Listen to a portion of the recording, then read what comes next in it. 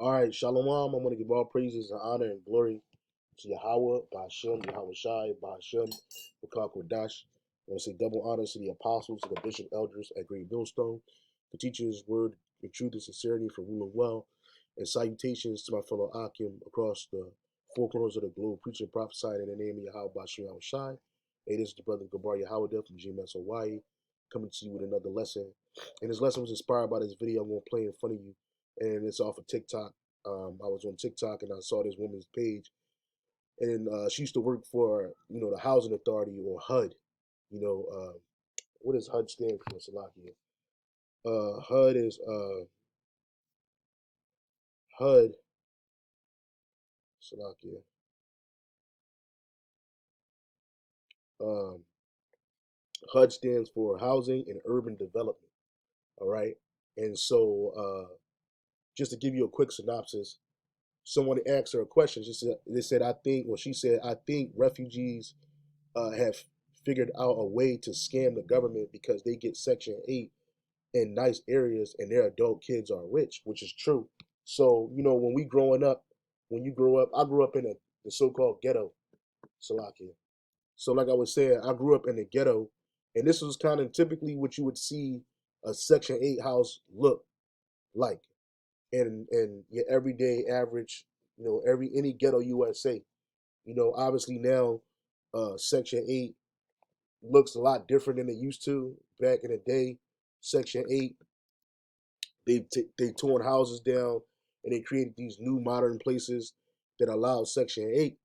But for our whole life, we were taught that, like, I was taught that Section 8 was something that black people were on, or Latino people, or Native American people.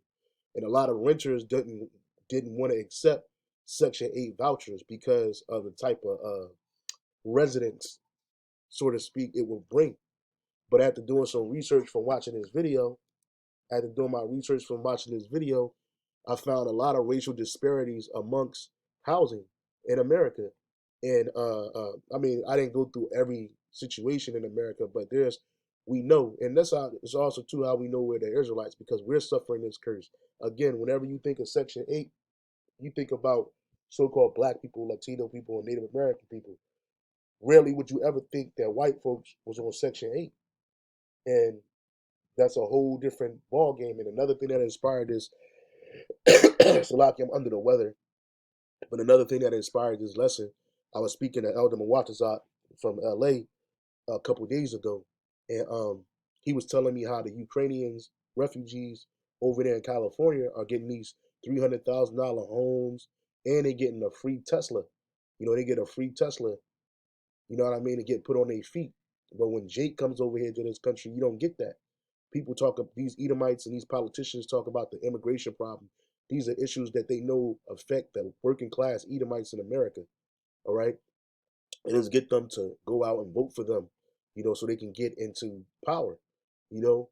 But they use our people as a shield, basically we're the fence that everybody hops over and throws shit at, while these Edomites, they use the same system. They use the same system, and they don't have the problems that we have. They don't have there's a stigma that comes with living in Section 8 or being a part of a Section 8 housing. There's a stigma that comes along with that, and that stigma is usually one of poverty, one of despair, violence, death. These things that often betray basically falsehoods, which that shit do happen. But the point of the matter is that it's more Edomites on Section 8, on welfare, on all these social programs than it is so-called black, Latinos, and Native Americans, man, in America. But we're the ones that get pegged as nobody wants to rent to these people, nobody wants to live next to these people, which, man, it was a video I had it. Hold on, Slot. I was saying there's this video right here that you see in front of you. It's like from 11 years ago, but I remember doing a lesson on this some years ago, and uh, it was back then. It was really just frustrating to see Jake in that mindset for a Section 8 voucher. But again, we're being told that this is a black thing or a so-called Native American thing. But there are more Edomites on these social programs than there are Israelites on these social programs. Okay, there's a great deal of them. So I want to play this lesson. I didn't mean to talk so long, but let me play this real quick. I think Russia refugees have figured out a way to scam the government because they get Section 8 in nice areas and their adult kids are rich. They didn't have to figure it out. It was offered to them. They didn't have to finagle, scam, anything. Upon entry as a refugee to the United States, depending on class, color, and our federal government, the Department of HUD intervenes and they are offered vouchers that are immediately portable to wherever they want to go, and they can select or pre-select an owner of a house to lease under that program. Let's be clear. There's always been a selection process under the Section 8 program, or what they call the Housing Choice Voucher Program. The discriminatory practices under that umbrella are hellacious. The level of government oversight is shit. The level of fraud is far and few. Just, it is rampant. And again, if you go back and look at the other posts, all they need is a document that says that they have a minimal amount of charitable contributions. But with a refugee coming into the United States, they don't even have to have that.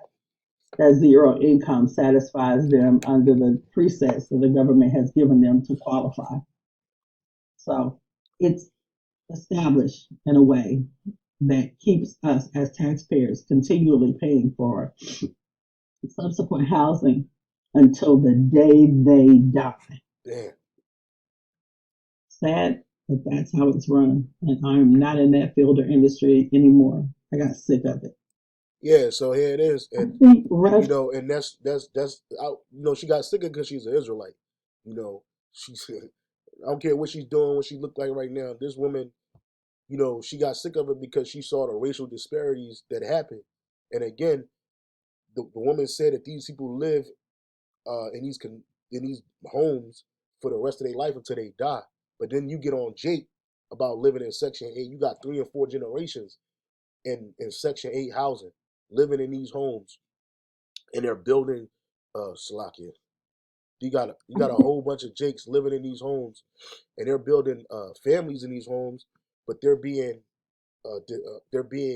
villainized, demonized, because nobody wants to be in Section 8. But there's a whole nother side of Section 8 you don't see, and this is what she was explaining real quick. This is Psalms 73 and 5. They are not in trouble as other men, neither are they plagued like other men. Right. So when these Edomites, when they get to use these same social nets that we try to use, they don't get the trouble the way we get trouble. They don't get. You'll never hear Edomites being accused of being a Section 8 deadbeat. Because you got women that's on Section 8 of our nation, and they pay like $1 in rent and still lose their house and shit. Like, no, like these Edomites, they live in good. Like, there's another side of Section 8 you don't see. The one that we're all familiar with is this side. It was a done deal. Everybody just called out, like it was an old horse race or something. A chaotic scene as hundreds make a run for the door and a chance at Dallas County housing vouchers. That story topping our news this midday. Thank you for joining us, everyone. I'm Ron Corning. Rental assistance at what price? At least 8 people suffered injuries while trying to line up this morning to apply for a limited number of Dallas County rental vouchers. That after waiting for hours in their cars. Channel 8's Cynthia Vega joining us live now from the Jesse Owens Memorial Complex in Dallas with more on what happened there. Hi, Cynthia. Well, hi, good afternoon to you. The organizers are telling us they did expect a huge crowd given the state of the economy and given that those with no to low income are truly in need of rental assistance. But in fact, people began arriving as early as 4 o'clock yesterday, but they had to park, Ron, all the way across the street. And many of them stayed there all through the night on a very hot night. And you could just imagine at 5:30 this morning when the gates finally opened, that's when things got out of hand. Saw people run, so I started running, and I slipped and fell. Hey, you see this Edomite? They put the Edomite on there. And there's a lot of poor Edomites. There's a lot of poor Edomites in America, man. You know, but she's the victim. They got to put her ass on there. All over the pavement. In my knee, my arm. Jordan Spivey's all scuffed up after taking quite a tumble this morning, but grateful she wasn't trampled too, as hundreds race to be first in line to apply for a Dallas County voucher for rental housing assistance. And those are all Jakes. These are all Jakes, man. You see? But it's a whole nother side of it you don't see, where these Edomites are on these programs. So somebody said that's an example of systematic racism because those Russian refugees are white. Meanwhile, black people or Hispanics are often oppressed and denied Section 8, which, you know, you got Jake that get it. They might make too much money. And I was watching another video of this woman. She said that it was a woman. I'm not sure if she was white or black or whatever, but she was living off of Section 8 for 20 years with claiming zero income. And then I think she might have been white. Anyway, she was claiming zero income, but she was a registered nurse. And she was getting all kinds of money. You know what I mean? But she was claiming that she got zero income for 20 years. And they had to pay that shit back. Her and them children. You know? So you see a lot of disparities, racial disparities. And it's all because of the curses, man. It boils down to, one, this place is not our rest. Let me get that real quick. And then I'll go back to Psalms. Because with these, like Elder Apostle Bar teaches all the time, man, this is Esau's world, man. This is his kingdom. And we shouldn't be trying to find a place in his kingdom because it's not for us. You know, Jake, we all fell in that mindset from time to time where we see the heathen, you know, doing their thing and they elevate it, and you like, damn, why can't I do that? Or I want to do that. I want to live like them. I want to live good. I want to be in a pristine neighborhood, you know. But this ain't our rest. This is Micah 2:10. Arise ye and depart, for this is not your rest. Because it is polluted, it shall destroy you, even with a sword of destruction. Absolutely. You know? And that's why these Edomites, they prevail over us in this country. And I'm just focusing on social programs such as welfare, Section 8. So I had looked up a couple of things. I'm not sure if this is, you know, again, Section 8 housing. But I was looking at HUD housing, because HUD goes to Section 8, right? Which, again, urban housing, urban development. That's what HUD stands for, right? And you would not expect this. It says about 49% of project-based Section 8 residents are white.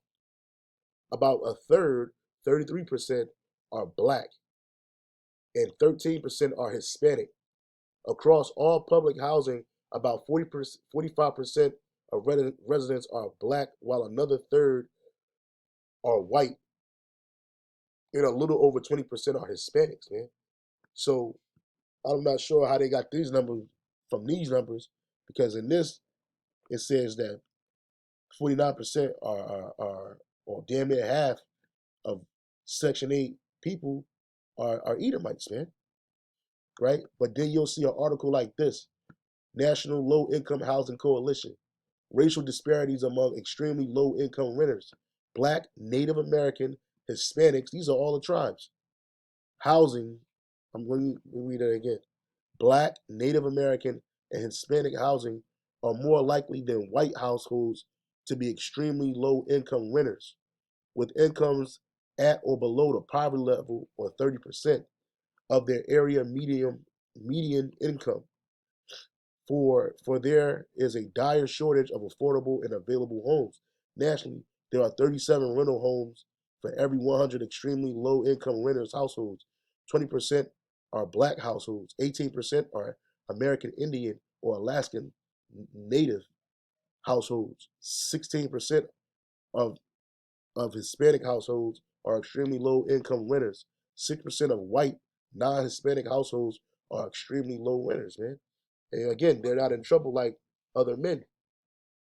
It says the racial disparity is the result of higher home ownership rates and higher income among white households. Decades of racial discrimination in real estate lending practices and federal housing policies have home ownership difficult to obtain for minorities. Yeah, because Jake, you want to get a house and you can't get it. You think you're going to get it, but they find out you black, you ain't getting that shit. Or you going to get it at an exorbitant rate. It says, while overt discrimination was outlawed by the Fair Housing Act, today credit scoring systems and lending practices continue as barriers, which the credit system, scoring system is racial in itself too. Lending practices continue as barriers to minority home ownership. And why is that? Because of the curse. There's Deuteronomy 28 and 43. See vocab Malone and see this, and he'll, everything that's bad with black people, you refer to a curse. It ain't just black people that's going through this. Negroes, Latinos, and Native Americans, the tribes. It says the stranger that is with Deuteronomy 28:43, the stranger that is within thee shall get up above thee very high, and thou shalt come down very low. He shall lend to thee, but thou shalt not lend to him. He shall be the head, and thou shalt be the tail. Moreover, all these curses shall come upon thee, and shall pursue thee, and overtake thee, till thou be destroyed, because thou hearkenest not unto the voice of the Lord thy God, to keep his commandments and his statutes and which he commanded thee. And our people, you didn't realize how serious of a contract that we were getting into with the Lord. And you nations, you're gonna get it too. You're gonna suffer the same fate. In the kingdom of heaven, you're not gonna have adequate housing. Not until that slavery is over and you get your lands. But even still, you're not gonna be on the level of a level of an Israelite. You know what I'm saying? This is Deuteronomy 32 and 37. I'm sorry, Deuteronomy 30 and 7. And the Lord thy God, Yahweh Shai, will put all these curses upon thine enemies and on them that hate thee, which persecuted thee. Exactly. And our people are being persecuted in a myriad of different ways, especially housing, especially when it comes to refugee status here in America. There was a video with Trump. He was inviting white immigrants, to America.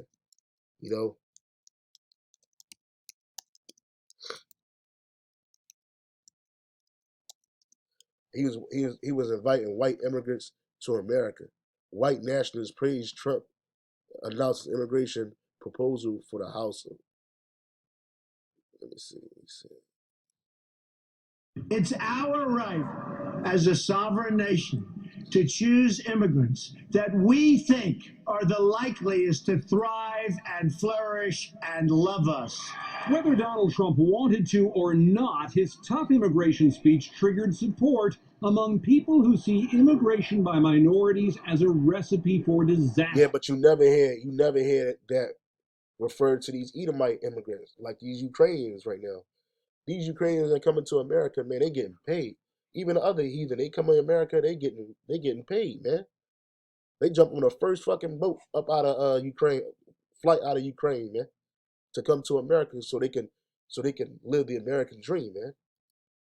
I know the speech last night was beautiful. It was really, really good, and I would to keep immigration love white people, people who've created America. In other words, white people. One goal, Klansman David Duke, who was pretty happy too. We got to take America back, and we have to defend the heritage of the people who've created America. In other words, white people. One goal excited special praise. To keep immigration levels measured by population share within historical norms. Some of these groups clearly believe that would mean a preference for white Christian immigrants. White nationalist writer Richard Spencer cited long ago legislation severely limiting immigrants from Eastern and Southern Europe, Africa, Arabs, and Asians. Trump is returning to the ideas of the 1924 Immigration Act. Immigrants will reflect the racial makeup of the country. Yeah, so they wanted to make it an Edomite country.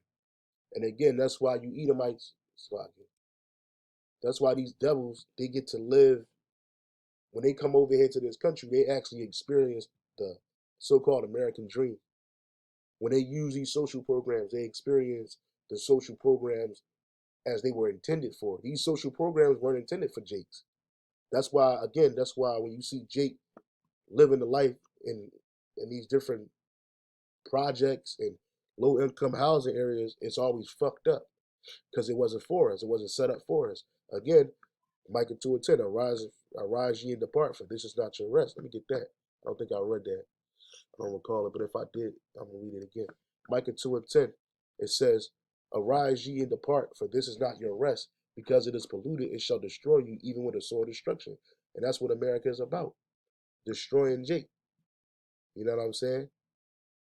And make she says, so you mean to tell me the US government takes care of outside people before our own? Well, we're not looked at as the Lord's people. See, we're not looked at as Esau's people, man. The US government's people. He looks at us as a workforce and a burden that he just can't get rid of. But he can't afford to get rid of Jake right now. So, she said, yes, that's exactly what I said. And then it says this is BS, but I'm disabled. I work and I can't get help. My next application going to say I'm Russian. This is why that girl you caught. This is why that girl you caught scammed. Yeah. She says, how do reporters someone who has committed HUD fraud, and how someone who is hooking all their family members up? Yeah, but you see that a lot. I got family members that's on that shit, that's getting over on a HUD voucher, living in a nice house, but it's under Section 8. You know what I'm saying? And I'm not gonna put a business out there, but the point of the matter is that Jake do be getting over, but these Edomites, they get over on another level. Salaki. This is Grant. They get over. I think They get over on another level. You know what I'm saying? Here's another example. Let me see. I don't know what the hell this is. Let's see. I had looked up an article. This is definitely not what I looked up. Let me see. I found this article. Oh my goodness. Come on with the bullshit, bro. Yeah. I found this article from 2017, and it says, how did a massive New Jersey welfare fraud scheme work? And it was ran by Amalek. It was ran by Amalek, but nobody talks about this. The FBI ran out on them. The FBI be getting a gang of these small hats, man. But again, who's the face of welfare? Who's the face of Section 8? Jake. And it's always in a disparaging manner. It says Arby Park, New Jersey, 7 Lakewood, New Jersey couples were arrested this week on charges related to a multi-million-dollar welfare fraud scheme. The families are accused of scamming the government into doling out nearly $2 million in aid reserved for the poorest citizens. That's another reason why Jake don't get the money it's the curses. But here it is, Esau can't even do righteous business, man. Programs set up for the poorest are not, you don't get it. Jake don't get the benefits from those things. Very few.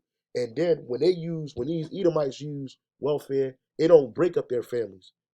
But they had movies, I think it was a movie called Claudine or something like that, where old girl, Irene Carroll, I think his name Irene Carroll, I don't know his name. But anyway, I knew James Earl Jones was in it. And she was at the welfare office, and they gonna cut her shit off because she had a boyfriend. Meanwhile, these Edomites, they get to have two parent family homes, and they're collecting welfare, and ain't nobody saying shit. It says these families are accused of scamming the government into doling out nearly $2 million in aid reserved for the poorest citizens. A prominent rabbi and his wife, as well as 3 others, were arrested in simultaneous federal and state raids Monday morning on charges related to alleged public assistance fraud on a scale rarely seen before New Jersey. Rabbi Zalman Zoroskin, who runs the synagogue congregation Lux and Business linked to the synagogue, was taken into custody Monday and is facing charges of theft by deception. All right. And then there's another thing too. They put this nigga cuffs in front of me, man. They don't put his cuffs in back of me. When they get Jake, man, they put them cuffs right in the back, and they throw your ass in that fucking vehicle. But they let this nigga sit in the car comfortable, man. That's what they do over there. It says 3 couples were arrested Tuesday night in federal and state raids, connection with the ongoing investigation that has so far exposed $2 million in alleged public assistance fraud in the town. Each of the 6 people arrested Tuesday is facing a charge of second-degree theft by deception, a state crime according to a prepared statement. 14 arrested in New Jersey for uh, uh, welfare fraud. You know, arrest leaves residents scrambling. It says, how did the money flow? Hidden income, fake applications, phony company owners were integral parts of a complex scheme. Several wealthy Lakewood families, J Brews, man, used for years to fool the government into doling nearly $2 million in aid reserved for the poor citizens. So these people are getting these SNAP benefits, and they were just packing a fucking refrigerator with all kinds of fucking food. But they'll label our people as welfare queens, but these are real welfare queens and kings right here. It says, a child daycare center was also used to help hide one couple's true income. According, and this is what these Edomites do. These so-called Jews, they're not catching no hell from these curses, man. They the ones that got the money. They the ones that got the banks, and they be hiding their money because they're the devil. When Jakes can't even get in that benefit, then you hear people talking about, oh, you live in Section 8, you need to work your way up out of that. I think somebody on this had said a comment about that, said about pulling yourself up from the bootstraps. Let me see if I can find that. It says, let me see.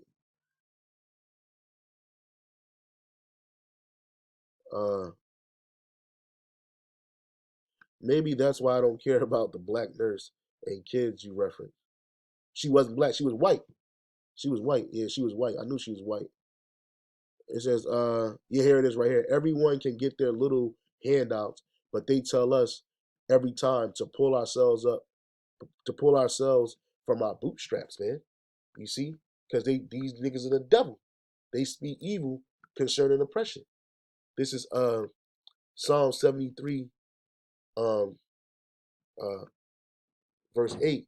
They are corrupt and speak wickedly concerning oppression. They speak lawfully proud, man.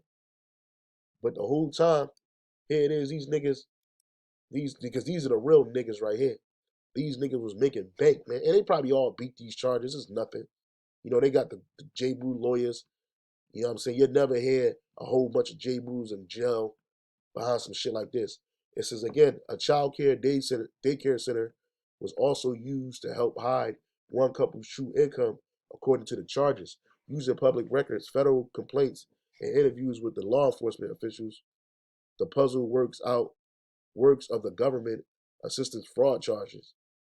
Says more than 1 million flowed through limited liability companies, legitimate corporations set up to hide ownership that enlisted relatives. So these motherfuckers, here it is, they rich, but they'll hide their income so they can get money off of the system. So they don't have to use their money to buy food. They don't have to use their money to get housing assistance. They use the system, man. Because he's the fucking devil. But he's supposed to be the Lord's people, man. It says at the center of the most transaction was a local beeper store that helped transfer money across the globe. The charges state that the 14 suspects were claiming poverty on a government documents they took in hundreds of thousands of dollars in undeclared income from the front companies, man. Look at that shit. The paper trail shows the relative ease the families had in allegedly defrauding the government. In one case, authorities say a woman was able to withdraw $1.5 million from a company and deposit the money into her personal bank account while still collecting public assistance. What the fuck? Are you crazy? Are you fucking crazy? But yet, you got these terms called welfare queen, right? Welfare queen, right? This is what Ronald Reagan coined this phrase when he was running for the presidential campaign.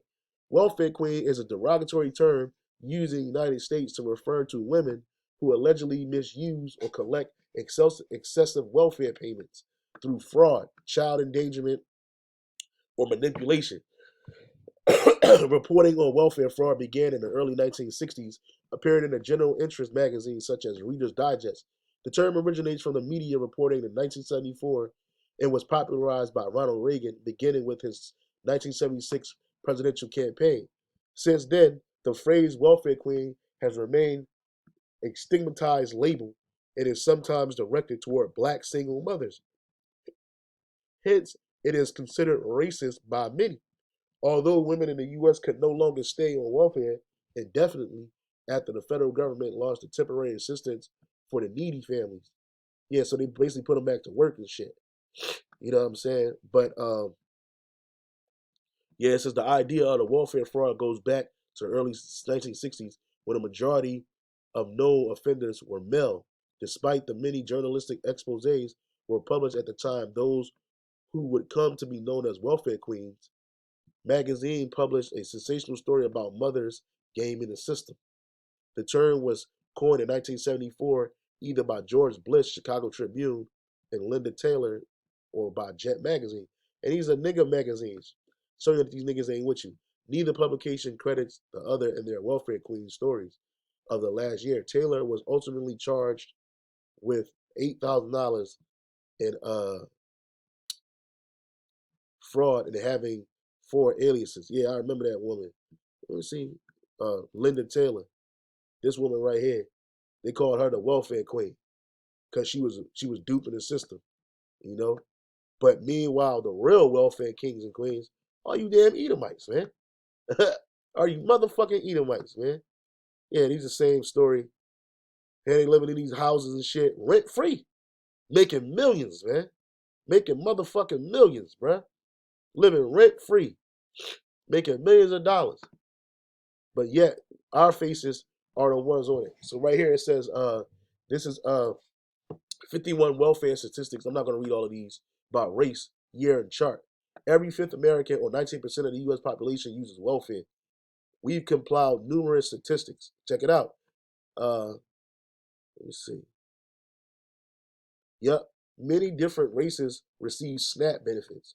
37% of white Americans, followed by 26% black Americans, 16% Hispanics, 3% Asian Americans, and 2% Native Americans, man. Here it is, these motherfuckers, but yet our face is the one of these social systems and shit, and why they need to cut them off, man. And then you got this nigga Brett Favre. This nigga stole all kinds of money to build a fucking volleyball thing, but he stole money from the poor people in Mississippi, man. Mainly blacks, because Mississippi has the largest black population in America, man. You know, and he's just a racist piece of shit, man. You know, I'm not gonna read his story, but goes back to even in the 1980s when when Esau come over here, he gets to live in luxury, man. But when Jake get the fuck over here, hey, you living on a fucking expressway, man, in a tent city, man. For 750 Cuban refugees, United States is a tent. For 750 Cuban refugees, United States is a tent city under the expressway. This is from 1980s. It says, to some, the hundreds of Cuban refugees camped here, the 3 vast concrete stretches of freeway that run right above them are fitting symbols of the brave new world they have entered. The roar of the traffic, blah, blah, blah, blah. Life in the acoustic torture, life in an acoustic torture chamber. An economist camp dweller calls it. I am not ungrateful, but only in America, the inventor of the highway, would the homeless live under an expressway overpass. Well, they do that now. Homelessness is so widespread in America, people are doing that right now. But a lot of these people that come in this country, they didn't expect that. Well, because the experience for the so-called Negroes, Latinos, Native Americans is different, vastly different than it is for you Edomites that come over here. This is Ecclesiasticus 12:5. No, that's not what I wanted. This is Psalms 10:3. For the wicked boasteth in his heart's desire and blesseth the covetous whom the Lord abhorreth, man. And that's what Esau does, man. He boasteth of his heart's desires, and he blesses the covetous man. A covetous man is somebody that wants somebody else's stuff, man. And that's what Esau does, man. He want everybody else's shit. Micah 2:2. It says, and they covet fields. I start at 1. Woe to them that devise iniquity and work evil upon their beds. When the morning is light, they practice it because it is in the power of their hand. And they covet fields, and they take them by violence, and houses, and take them away. So they oppress a man in his house, even a man in his heritage, man. And that's what this devil does. He'll rob and steal from you, but it'll oppress you in your own shit. Look at America, you know. Ecclesiasticus 14:1. Blessed is the man that has not slipped with his mouth and is not pricked with the multitude of his sins. Verse 2. Blessed is he whose conscience hath not condemned him and who is not fallen from the hope of the Lord. Slacky, this is right here. Verse 3. Riches are not commonly for a niggard, and a niggard is a stingy person. And Esau, he's the biggest niggard on the planet Earth, man. For real. And what should an envious man do with money? It says, he that gathereth by defrauding his own soul gathereth for others that shall spend his goods riotously. And that's what we're going to do in the kingdom of heaven. And that's spiritual wealth for Ecclesiastes 14:4, man. Because that's what you Edomites do. All you do is defraud, you know? But you make us the face of fraud and evil and just everything that's bad, you know? But in the kingdom, we're going to spend that wealth up righteously, man. It's going to be nothing to us, man. Verse 5, he that is evil to himself, to whom will he be good? He shall not take pleasure in his goods. And exactly, if Esau could do some evil to his own kind, how much more is he going to do for us? You know? So, I'm not going to make this too long. I had some other things on here that I could have went through, but I think the point's made. You know, there's a vast gap in social system. There's a vast gap and divide, especially particularly racially and social programs in America. I'm not sure what I'm going to title this lesson, but it's definitely going to be focused on that because again, it all goes back to the curses, you know, and how because of our disobedience against the Lord, Yahweh Shai, he allowed our enemies to get over us in various ways, man. You know, and the only way that's going to be stopped is when Yahweh Ba'ashim Yahweh Shai, when Yahweh sends his only begotten Son, Yahweh Shai, to come back to reclaim this world for himself and for his people, which is us, the Israelites. Okay? And in the kingdom of heaven, we're not going to have no fucking social programs. We had a natural welfare system in the ancient world where you wouldn't glean certain all the fruit and stuff off the trees. We're gonna go back to that. But we ain't gonna be living in no Section 8. It ain't gonna be no Section 8 where we live at. You know, we gonna have palaces, man. You know, we gonna have gold streets. All our people gonna be properly and permanently housed in the kingdom of heaven. But you heathen nations, you're not gonna have that until that 1,000 years of slavery is up. And even still, y'all gonna be going on. So you're gonna have to catch some hell. You know. But we're gonna have it the best, and then we're gonna have to defraud, man. You know, and we ain't gonna have to lie on our people, even you heathens. The truth is gonna be out on you heathens, man. Especially you Edomites, man. And so with that, we say shalom. On to the next.